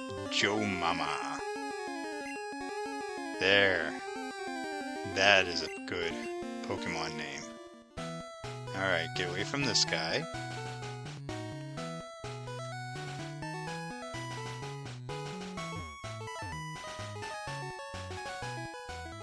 Alright. Back within the city limits.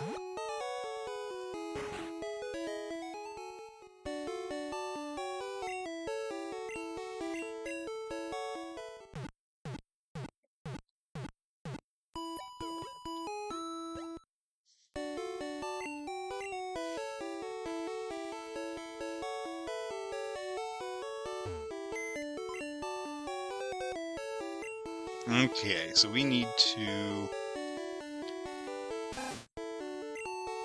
deposit a couple Pokemons.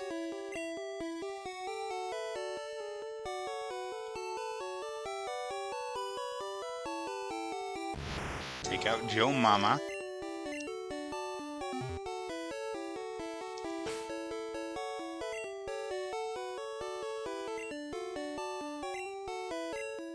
And Teleport is a field move, which means we can use it on the field. It works like so. You select your Pokemon, you select the field move, and you will warp to the last Pokemon Center that you used, in this case, just a few steps away.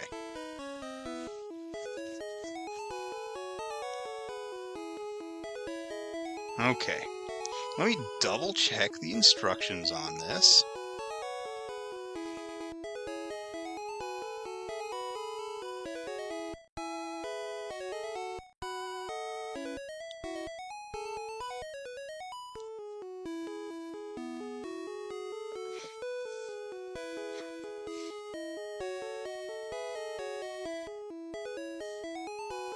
Now, if I remember how to do this glitch correctly,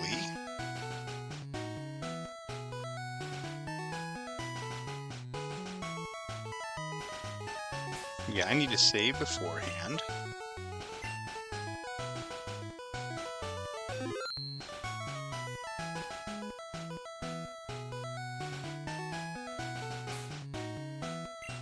Okay. So I'm going to step down in front of this guy and try to open the menu at the same time. Good, got it. Use teleport to go back to the first Pokemon Center. The guy sees me. I'm teleporting though. Perfect. Now I want to go to the gym. Let's see.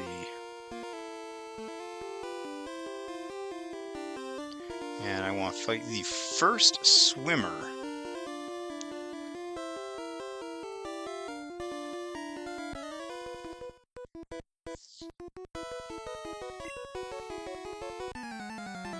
Well, this one says that they're first up, so hopefully they are in fact the first one.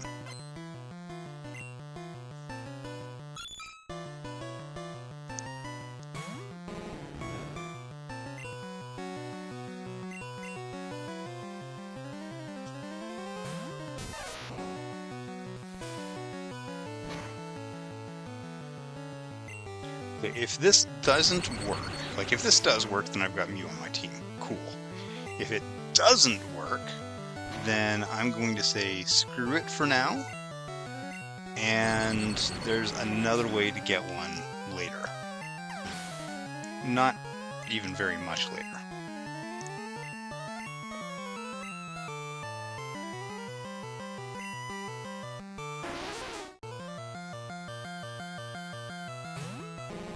I go to the Pokemon gym every day.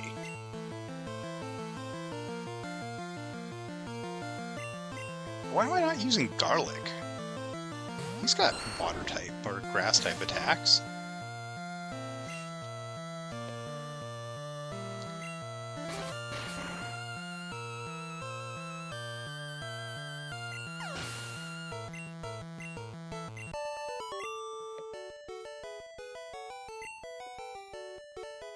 Okay, now, because of having fought that guy, and having...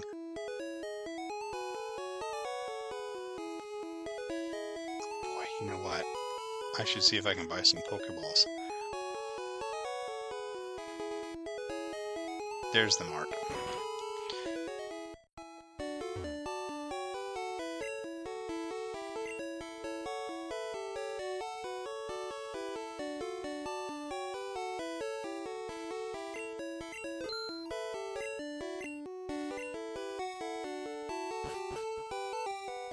Alright, so since I triggered that youngster that was in the grass there, or junior trainer rather, and then fought a Pokemon that should have had a special of 21, that means that the first encounter that I have here, that's interesting.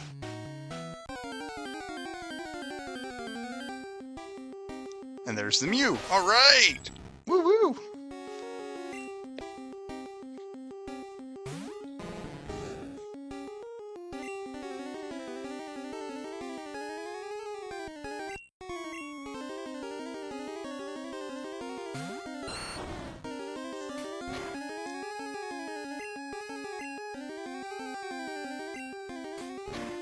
It didn't affect it.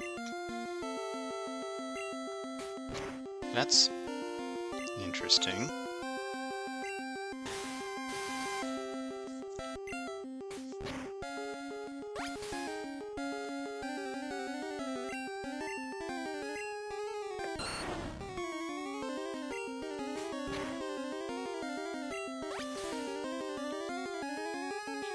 So Mew existing in the game is itself a really interesting story. It wasn't supposed to, it wasn't actually approved to be included. But after finishing everything else in the game, and like as they were literally as it was about to go out the door, the programmers looked at the code and said, "Hey, there's enough room for one more Pokemon." And since they'd already referenced Mew several times, they decided to just slap Mew in. It wasn't supposed to be obtainable in any way. They did eventually start doing some giveaways where they would essentially hack a Mew into your game because it was hackable that way. But there are a couple of glitches that let you find Pokemon that are outside of the regular numbers, and that is how you can get this Mew to show up.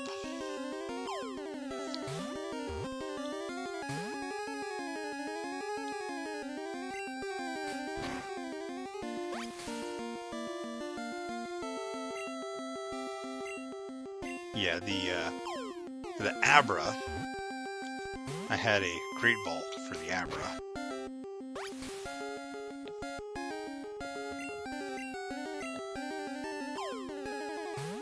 It's a good thing I bought a bunch of extra Pokeballs, right?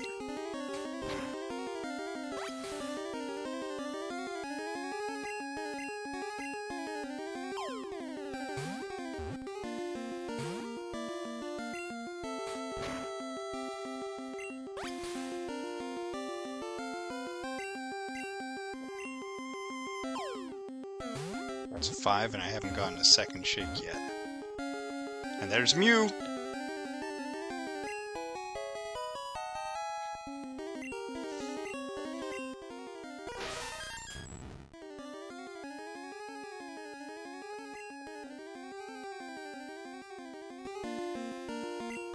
What's Mew's nickname?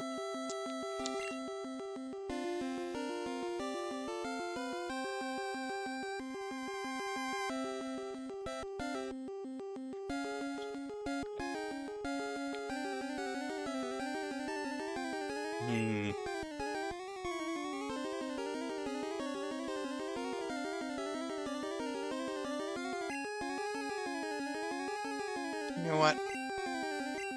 I like Meow. It's a reference to my favorite anime, Space Dandy.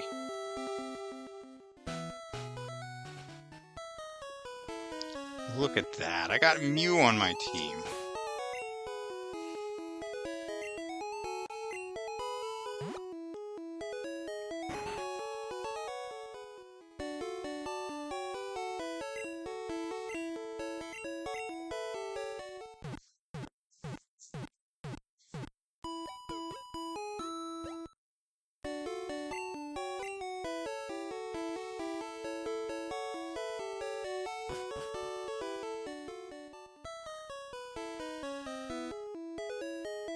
Okay, I'm gonna attempt this gym. I think that my Bulbasaur is a higher level than any of Misty's Pokemon.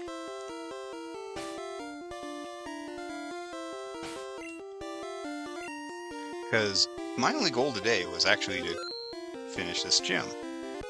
So if I can just do this, then I can call it a night. And still get to bed early enough to hit the real gym tomorrow morning.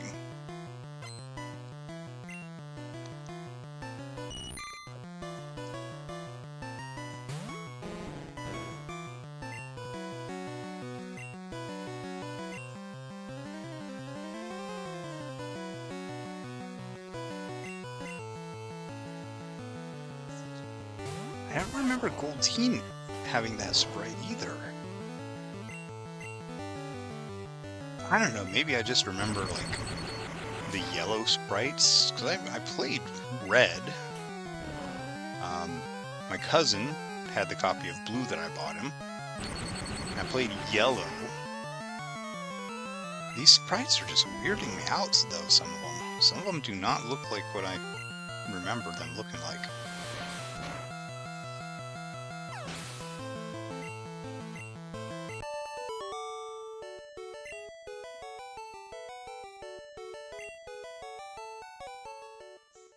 Yeah, so I think that Goldeen is actually might be a higher level than the other ones, than the gym leader's Pokemon. But I want to make sure that I heal just in case.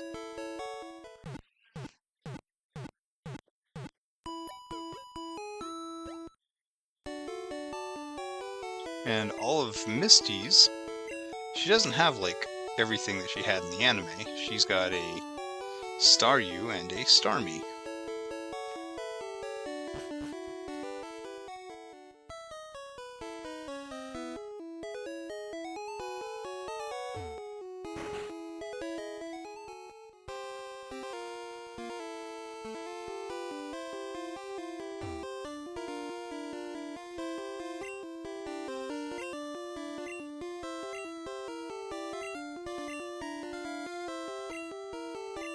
All-out offensive with Water-type Pokemon. It's just the most common type among all generations. I mean, let's face it, the ocean covers 75% of the Earth, so it makes sense that there's lots of water types.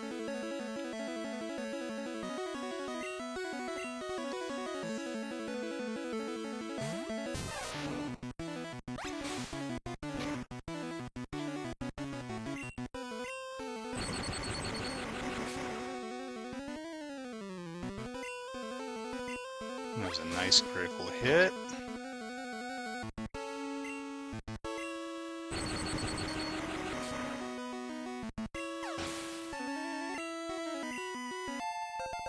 Mr. Fish to 16. I love it. I am still going to switch back to Mr. Fish. And I've got a sacrificial... Wow, 21. Okay. Calling me wrong. And I've got a sacrificial Joe Mama.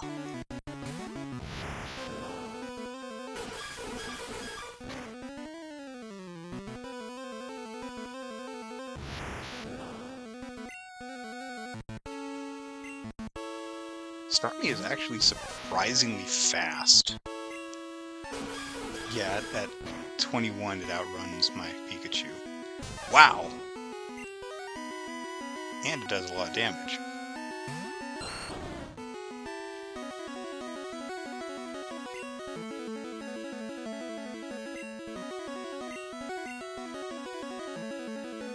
Okay, X-Defend isn't going to help against Vine Whip because it's a special attack.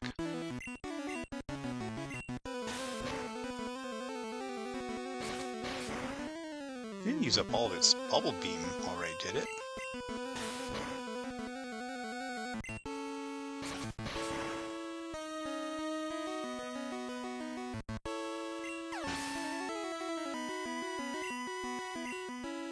Alright. And our first badge is the second badge. Cascade Badge to show I beat her.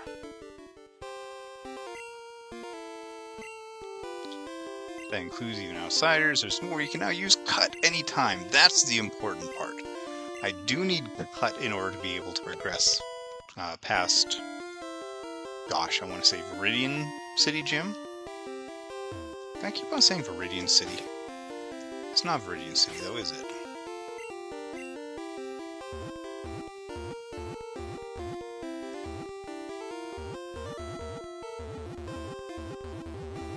Wow, it's just, this is not great.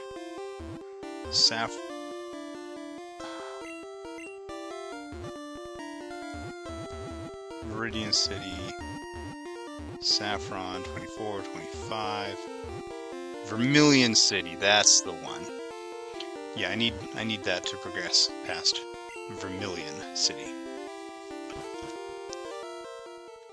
Vermilion, Viridian, They are both colors that start with V.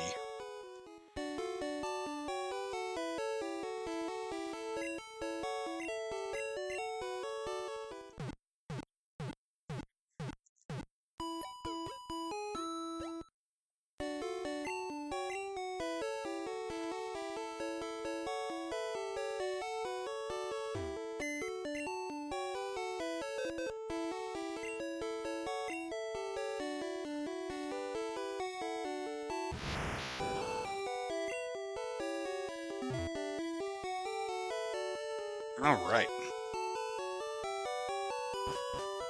So, for those of you joining me on YouTube, thank you so much for watching.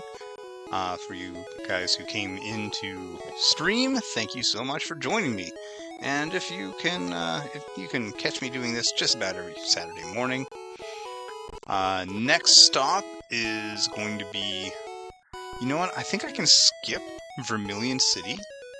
I think I can skip pretty much every gym up to Koga.